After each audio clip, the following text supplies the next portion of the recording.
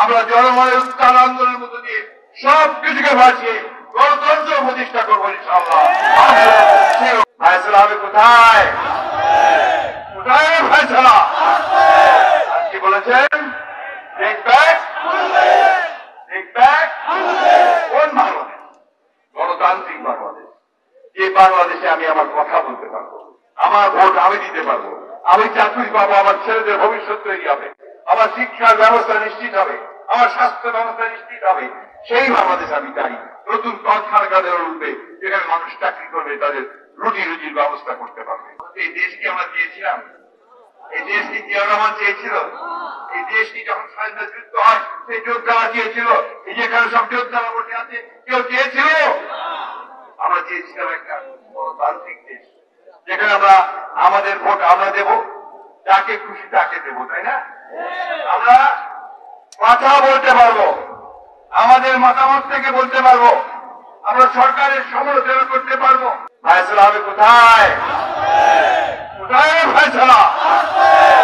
কি বলেছেন? Take back, take back. কোন বাংলাদেশ? গণতান্ত্রিক বাংলাদেশ, যে বাংলাদেশে আমি আমার কথা বলতে পারবো, আমার ভোট আমি দিতে পারবো, আমি চাকরি পাবো, আমার ছেলেদের ভবিষ্যৎ তৈরি হবে, আমার শিক্ষার ব্যবস্থা নিশ্চিত হবে, আমার স্বাস্থ্য ব্যবস্থা নিশ্চিত হবে। সেই বাংলাদেশ আমি চাই। নতুন কলকারখানা উঠবে, যেখানে মানুষ চাকরি করবে, তাদের রুটি রুজির ব্যবস্থা করতে পারবে, যেখানে শান্তি থাকবে, ন্যায় বিচার প্রতিষ্ঠা হবে, সাম্য তৈরি হবে। শুধু গরিব গরিব হবে না, বড় হবে না, কোটি কোটি হাজার হাজার কোটিকে বাজার হবে না, একটা সাম্যের বাংলাদেশ তৈরি হবে। আসুন বন্ধুগণ, আমরা সবাই সেই লক্ষ্যে বীর তর্কে এগিয়ে চলি, আর সবাইকে সঙ্গে নেই। এই কথা বারবার মনে করেন, ওই যে কথাটা আপনারা সবাই জানেন, ওরে সবুজ, ওরে আমার কাঁচা, আজ মরাদের ঘা মেরে তুই বাঁচা। সেই দায়িত্ব এসেছে আপনাদের ওপরে। মানুষকে ঐক্যবদ্ধ করতে হবে, তরুণদেরকে সামনে এগিয়ে যেতে হবে এবং সংগ্রাম করে, লড়াই করে, যুদ্ধ করে এই দেশকে আবার স্বাধীন করতে হবে।